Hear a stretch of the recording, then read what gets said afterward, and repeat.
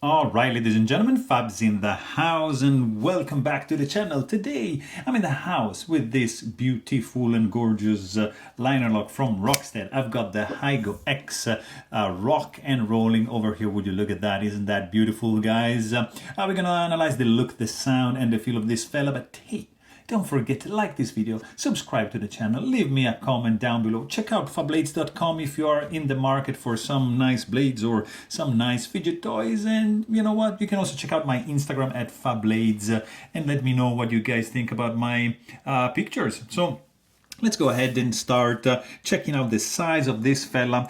The blade is like 3.3 inches with a handle of like 4.75. So overall, this length is going to be like a little bit over 8 inches. Let's, for example, check it out up against the mini bag out from Benchmade and the bag out, like completely different price range. But you can see this guy is like bigger than both. Like, for example, here you got the Spyderco Para 3 and this up here is the Spyderco Para Military 2, which is pretty much the same size as the Higo or Higo. That I don't know. This is another liner lock. It's the Drop Gareth Ball collaboration Miura, also Rosewood, so very similar. This is another liner lock, but carbon fiber, and this is the TRM Atom. Let me show you another couple, guys, that I got. Here you have Chrysorif knives, large Sebenza 21, which is pretty much the same size as that. And this is the small Sebenza 21, which is basically the size of the Heisen. And then I want to show you another couple options. We are going a little bit up in price. Here you have the Carter Chuprin collaboration BBM, and up here you see the Rasenti large Nirvana 3.0, and just another couple of beauties. Here you got from Holt Bladeworks Spectre, and this is the Holt Bladeworks Haptic. And the Higo is it's a little bit bigger than the Spectre, but and also, yeah, of course, bigger than the Haptic. And just let me show you just the last couple.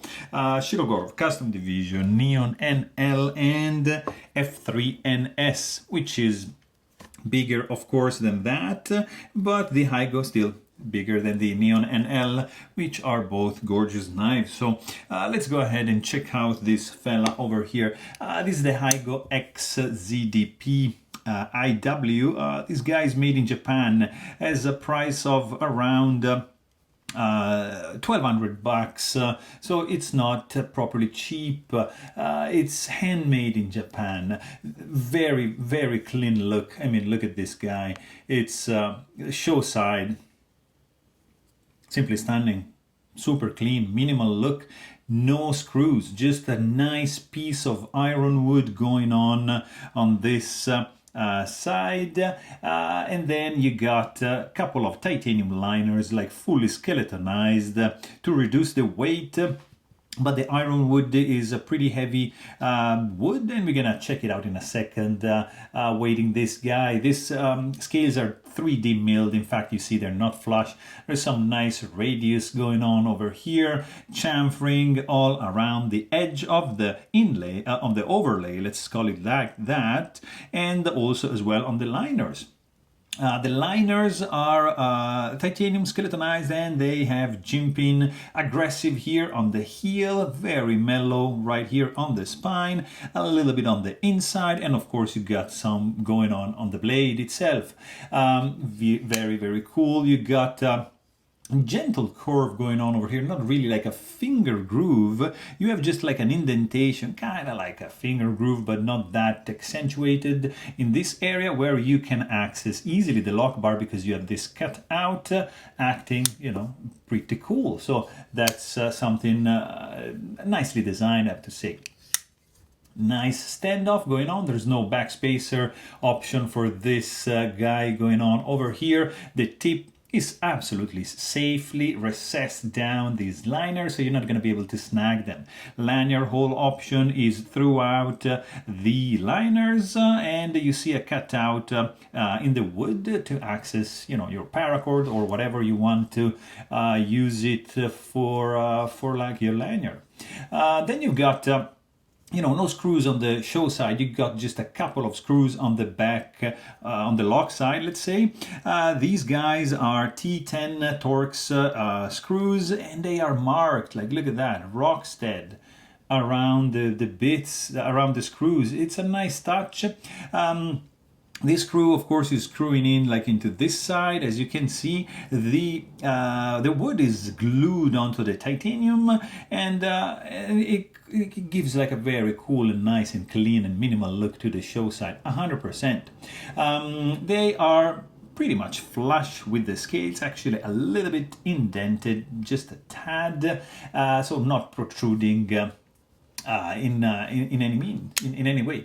Then you got, I mean, this guy is pretty simple construction, pretty simple to disassemble. You can also check out my maintenance video to see how you can take care of that. Here you have you see you have a titanium liner, but there is no there's no stainless steel lock face insert on the inside, but there's no lock stick whatsoever. So that is a good thing. And then, of course, you can see that there's no pocket clip option for this guy because they give you this pretty cool leather pouch, which also has an Allen key to take this guy apart, and that's pretty good. Rockstead, nice leather, very well made. It just fits the nice beautifully. It doesn't come off. You have just to pull it out, and because it's nicely formed and shaped to hold the knife in place. Very, very nice touch.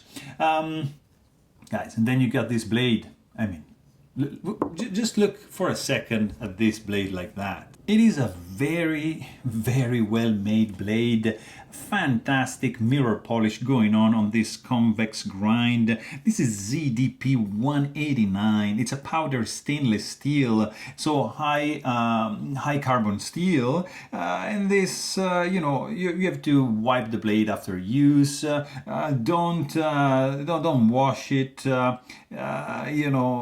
off. Just keep it dry. You don't want anything to rust in this beauty right over here. You got some nice jimping going on this spine. Dual thumb stud, nicely rounded off. You see, very, very cool. So not too much finger soreness going on. And then you have like a nice wedge going on, and just ending right before the tip. Maybe let's that focus right there. Right before the tip, and then you have probably like 30% belly and straight edge up to the sharpening choil. So you can send the blade back for sharpening, because good luck sharpening this thing. This is mirror polished convex grind, and this is like the edge, so there's no micro bevel going on over here. You got this fuller with the hole, you got Rockstead logo going on the show side, and you got the higo and the Japanese inscription with the serial number right here on the back.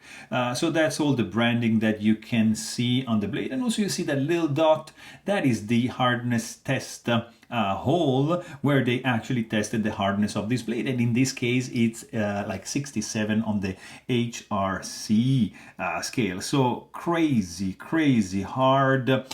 They, of course, they advise not to abuse the knife, not to use it as a chisel, like a crowbar or like a screwdriver, because it can become brittle if you pry it out something. I mean, that's not designed. That's not the purpose why this guy was designed for. So keep that in mind. But I mean, the blade is just like one of the best finishes on the market, in my opinion. I really like some nice mirror edge, but of course this is like a wide, long and convex edge going on, and it's like hand polished to a 2000 grit level. So really, really cool. The sound also this guy makes, it's very nice. It's not loud when you close it. It's a nice clink, but when you open it, it's a beautiful cluck, deep, and oh yeah, it means you're in business. Very, very pleasant to hear. Let's check the weight, because this guy is not like super light. Iron wood, it's a heavy wood. You got skeletonized liners in titanium, but nonetheless, this guy is going to be 4.77 ounces, which is still not too bad for a knife this of this size, and that just feels good in the hand. You know, you don't have any odd spots. Of course, there's no pocket clip going on, but no sharp edges. Super, super cool in the hand. You can just squeeze it, and this guy there just doesn't flex by any means. So the sturdiness is there. The feeling you got in your hand is just like of a sturdy blade you can just get to work with. Of course, you can do easily a reverse grip because there's enough room, enough real estate on the handle. You can choke it up because this, yeah, you see like how this is shaped. I mean, it kind of acts also like a finger groove because you're not going to be able to touch the heel, which is sharp like till the end, but you're not going to be able to touch it. So it's nicely designed. I wish the jimping also would be like a little bit more pronounced prolonged up here, more advanced, but yeah, you got it like that as a main position because of this finger groove and the jimping position. But still, you can just also do like that. Just keep in mind that there's no jimping going on over here. Overall, this guy feels absolutely solid in the hand. Not really much texture going on the wood. It's kind of like on the slippery, but it's not super grippy. But fit and finish is just spot on. Zero gaps, absolutely flush with everything going on. It's well put together. It's like of course, it's a high-end knife. This guy, so it's just it's supposed to be like that. Action is also very good. There's like no blade play, lock, rock, nothing going on. Zero lock stick. This guy also is running on washers, and you have a very, very smooth action, kind of like a Sebenza would feel. Super smooth with these phosphorus bronze washers I'm using. I think 10 weight nano oil just to have it this glass is smooth, so not really grease. If you open the knife, you have, like you see, this guy wants to close, but of course, kept in the vertical position, it's not gonna do anything. You just want to close it like that. You can maybe like wiggle it, like to get it closed, but it's not that pleasant. Kind of like a Sebenza is action for the action. Also, like you have a nice detent strength, pretty nicely dialed in, and as you can see, there is no detent ball ramp from this perspective over here, but it's not like a big deal. I mean, overall, this is a classy knife. Very, very good action. For like a washer, pivot system, fantastic blade finish, really cool. It's a fingerprint magnet, of course, but it's the price to pay to get something that shiny. And overall, ironwood looking good, nice grain, feels good in the hand, a little bit on the heavy side, but I mean, nothing too crazy. It's missing the clip. It's a little bit on the high side of the price spectrum, but it's definitely a cool one. So there you have it. Hope you guys enjoy this video. Thanks for watching and stay tuned.